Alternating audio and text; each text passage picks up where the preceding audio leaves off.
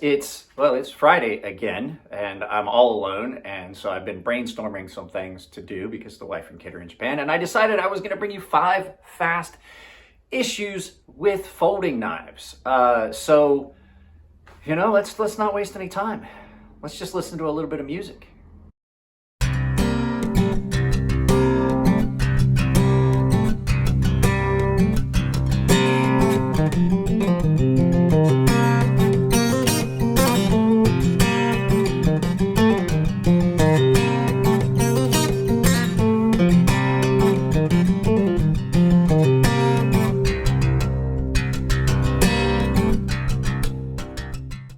All right, guys, so for this Fast 5, we're going to just talk about some things that are just common to almost all folders that can pose problems. I'm not going to pick on any specific knife. There's a lot of things with folders. Fixed blades have their own laundry list of issues, so we might revisit that in the future as well. But what we're basically going to talk about is like construction and the way they're designed, the way they're built, and things like that, that I find that irritate me or that I find less desirable in folding knives. And it's not any one specific knife. We're just going to talk about all this stuff. But as you guys can see, Jared's channel logo is behind me. So if you don't follow Jared Neves, go over and give him a follow. Jared Neves Knives has done so much to support the channel. I cannot tell you guys how much I appreciate all the stuff. Most of the content you guys are getting to see is only available because Jared sent me a bunch of stuff. So let's go ahead and we're going to talk about the first issue, which is, of course, pocket clips. We are above the tabletop.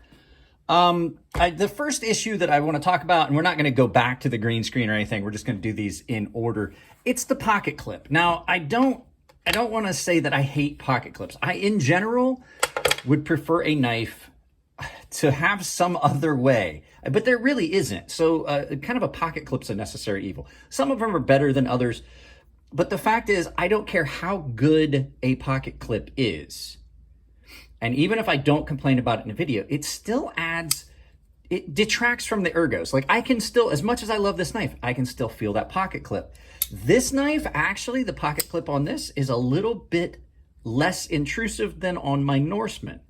I'm typically not a fan of the deep carry pocket clips. It's just one of those things that, like, pardon me, my voice cracked. Apparently I'm going through midlife puberty. But it's one of those things that we've just gotten to a point where every knife basically needs a pocket clip. You have some other carry options. You could get a pouch and put it on your belt and things like that.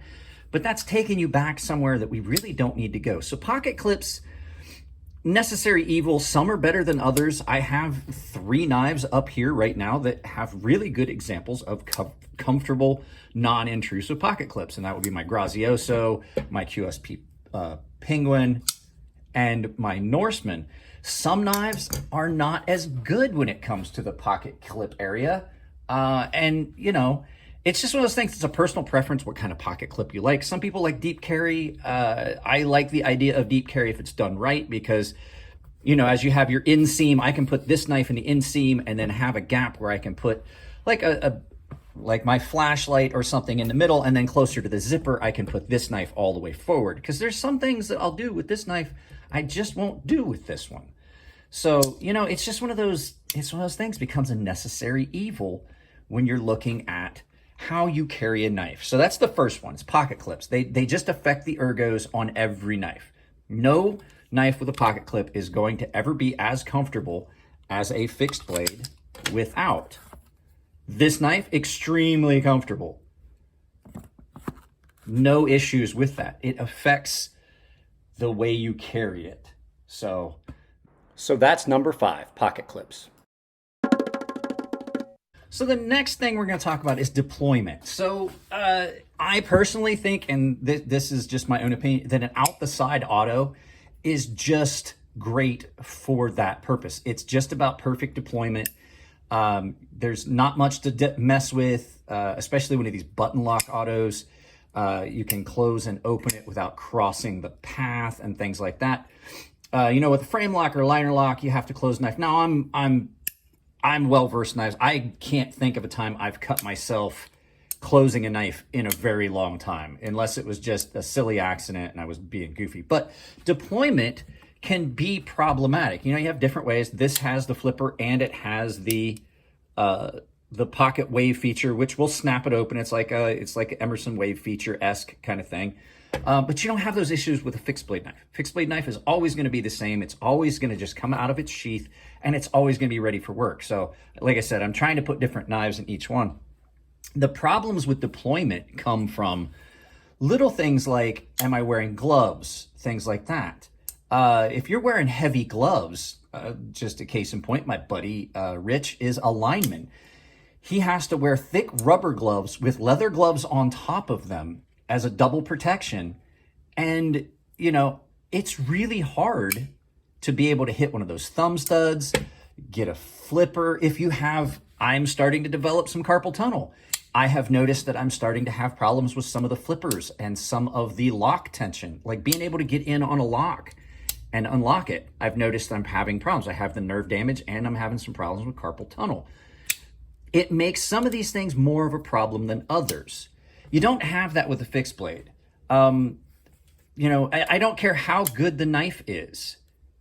Deployment can become an issue, you know, if you have a disability, if you have hindrances such as gloves and things like that, which I'm not gonna lie, working on a construction site was the main reason why I saw this being a very good, viable idea. I'd already designed the knife, but then I really started to see it in a different light.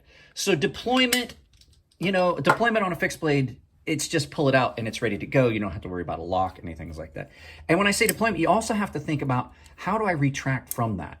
So even if you can get on that thumb stud with heavy gloves, this knife is well designed. It gives you a ample area to get your finger in there to disengage that lock. However, not every knife is like that, especially liner locks. If I was wearing big bulky gloves working on a job site, like double protection gloves, I couldn't use this knife. It would not be a knife for me to carry. So there you go. There's the second issue with folding knives, and its deployment. Okay, number 3 on the list, counting down, 5, 4, 3, 2, 1, is maintenance. Now, on a fixed blade such as this, maintenance simply for most of the time is going to be, when you're done using it, wipe it down, make sure it's dry, put it back in its sheath, and then just go back to whatever you were doing. Now, some knives, I mean, depending on the day, if you were out in a really wet environment, I would probably take the scales off, make sure it's completely dry underneath so you don't get any rust or you know, oxidation and things like that. But with a fixed blade, straightforward, simple. Wipe it down, put it away.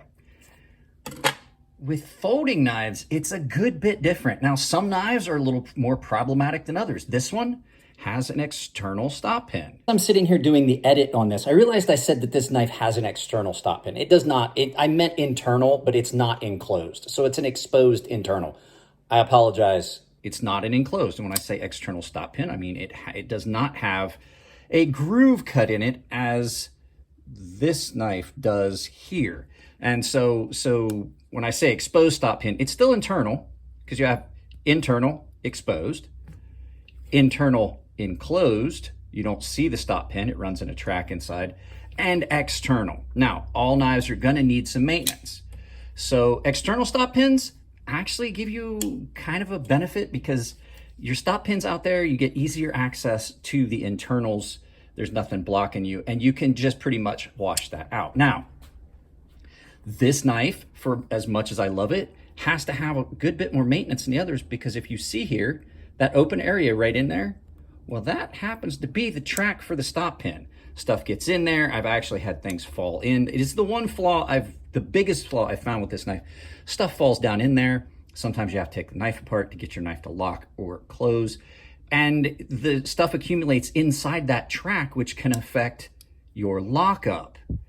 It's a big deal. This one's easy to take apart and clean. This one has an exposed stop pin. You can see the stop pin where it engages. It's right there. There's your stop position. So that's what stops it. And this one's not a big deal to take apart and clean, fairly easy, a little tight in there. For most of my knives though, however, they just get washed out under the sink and a little drop of oil. Occasionally you do have to take these apart and clean them up, maintenance them, wash the bearings out with a little bit of alcohol. And then you run into some other problems with doing the maintenance. This knife unless you want to spend close to $120 for the set of tools that you need to disassemble this knife, you're not going to maintenance this knife. Luckily though, there is enough gap in there. This one actually does need to be cleaned. There's enough of a big gap in there. You can see the bearings and everything. You can pretty much wash this knife out under some hot water, reapply some oil through these gaps. I just typically take the applicator and I just stick it down in there and just put a drop on each set of bearings and then on the detent ball. But maintenance can be an issue. Like I said, this has proprietary hardware. Technically, by the warranty, what you would need to do if you really want to know the truth to have anything done to this knife is send it back to Microtech. Now, obviously I didn't do that. You can see this knife's been modified, but maintenance can be problematic with some of these knives. Like I said, proprietary hardware. And every time you take a knife apart, you run the risk of stripping the screws, causing damage to the knife internally, things like that. Now on this knife, basically I would just have to purchase another one. If I strip a screw or something like that on this, John Grimsmo will provide me with new screws. This one, you just not much you can do about it. So there you go. There is number 3, maintenance. Number 2 on this list is one that varies drastically. So you're going to see that I have 2 drastically different price point knives here. This is like a under $100 budget folder from CJRB. This is the Rhea. Awesome, awesome knife. Life expectancy on this one is not going to be as great as something like this. Now, this is something I consider a lifetime knife. This is a Ferrum Forge Archbishop. I purchased it directly from the boys over at Ferrum Forge. This comes with a lifetime warranty if this gets out of spec, which is going to happen with any folding knife. So let me explain it. Every time you snap that knife open, you have hardened steel contacting another piece of steel. One of them has to give. So something in here is going to deform. And what happens is you wind up with some blade play. And I have a knife here from a customer, and I'm going to just show you exactly what I'm talking about. So this is a ZT Les George design. It came in from Sharpening. Now this knife has developed lock rock. I tightened the pivot down. I tightened the pivot down to where it's not, it used to be like drop shut-ish. I actually tightened the pivot down to try and get rid of the lock rock, and you can hear it. Well, that's going to happen in any knife. So what happens is that impact, that over time, snapping that knife open, it's impacting the stop pin and it's causing damage and deformation to either the locking surface inside here on the blade or on the pin itself.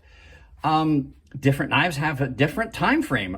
Depends on the materials that's used for the stop pin, but every knife is going to eventually, over time, develop a little bit of that play spec over time. And it's just something that's unavoidable with folding knives due to the way they're designed. Now, I call this a lifetime knife. If I take this to Elliot, he can replace the pin. Same with my Norseman. If it gets out of spec, John Grimsmo, as long as he's in business, can send me oversized pins for it. A budget knife like this, no matter how much you love it, is going to eventually develop the same issues. I recommend if you like a budget knife, I'm actually going to do it with this one. If you really like a budget knife because they get discontinued all the time, I recommend purchasing a replacement while you can so that you just have one on standby. I love this knife. I actually have a second one that I ordered. It's in a box upstairs that I'll break out if something ever happens to this one. So just one of those things, like life expectancy of a folding knife is nowhere near. So this is a under $100 fixed blade that I would say probably could be considered a lifetime knife. If you don't break the blade on this, there's nothing that's going to go wrong. So life expectancy, even on a budget fixed blade, is better than any folding knife you will ever own. So there you go. It's not a reliability issue. It's just something that's just going to happen. You love your knives. You like to fidget with them, you like to play with them, that's going to happen. You're going to, just even using them over time. But that's one of the reasons that I say I don't like to see people fidget with these. There are so many knives you can fidget with that, case in point, it's right here. This knife was meant to be fidgeted with. If you want to fidget, buy a fidget spinner. You're going to reduce the life expectancy of your life by fidgeting with a high dollar knife. So there you go, life expectancy. Now, the last thing we're going to talk about is strength. Now, all knives are fairly strong. I mean, if you're buying a modern knife and it's a reliable company, you're going to have a robust, strong knife on your hands. However, a fixed blade is the strongest of them. There are no points of failure like there are in this knife. Now, granted, some knives are much more robust and stronger than others. I brought this one out. This is an Artisan. I love this knife. But this knife is kind of a light, this is not a heavy duty knife, and I'll show you why. I have really strong hands. I can actually, let me get it in a position where I can grab a hold of it. I have to squeeze pretty hard to do it, but I can actually flex that because I have really strong hands. Now, that's not a knock against the knife. Most people aren't gonna do that, but that just shows the strength, the difference in strength between a solid one-piece construction of blade all the way down. Now, this doesn't have a full tang. I have another knife here to demonstrate that. This is one solid piece of steel from tip to butt, all the way down. You can see it. Look how thick that is. The strength that this knife has is going to be well above anything. The only lock on the market that I know of and that I've ever dealt with that is almost as strong is the Triad lock. Now, is the Triad lock as strong as a fixed blade? No, it's not, because it still has points of failure in there. Now, would you be able to make this knife fail? You would have to try really hard. Triad lock is probably the best when it comes to just overall strength in a folding knife. But not everybody likes a back lock. I actually like the Triad lock. I think it's very well done. All of Cold Steel's knives that have it are amazing. But still, as good as this knife is, as close as it is to the strength of a fixed blade, it comes closer, this lock comes closer to the strength of a fixed blade than any other lock mechanism on the market, in my opinion. It's still nowhere near as strong as just simply having a fixed blade, especially a full tang fixed blade. A rat tail tang, which is basically just this comes down and it comes down and this is screwed on with threads. Rat tail tangs are still fairly robust, but nowhere near as strong as like a full tang knife. So you just cannot compare a folding knife in strength to a fixed blade. Advanced Knife Bro does all kinds of stuff with folding knives. You've seen him do it, and you can, you can go by that and see, like, Advanced Knife Bro's content is hilarious. He does stuff with knives that I would never expect to see anyone do, and he accomplishes it. But like I said, as far as strength, fixed blades are always going to win. So there you go, guys. Let's turn this back around and do some final thoughts. But there was your 5 issues with folding knives. And like I said, no knife in particular, no lock in particular, no deployment in particular. They all have their own issues. So let's turn this around and do some final thoughts.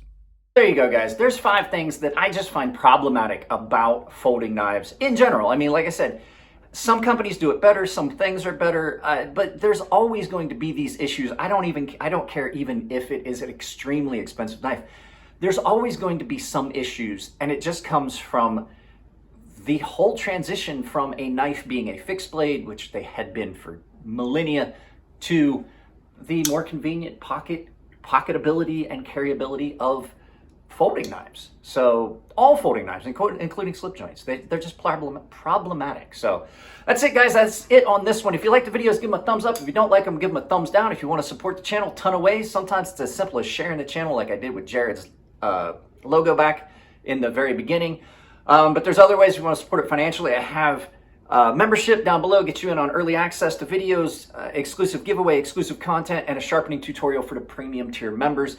I have an affiliate link system down below where there's all kinds of stuff. If you click on any of those links, even if it's not the item you like, and you're still in Amazon through my affiliate, I get credit for it. I also have a merch store down below and Ember shirt code links.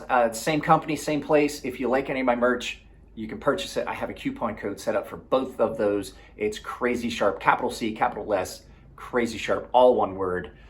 Guys, I love you all. Keep it clean in the comments section. It makes it easier to moderate, and I will see you in the next video.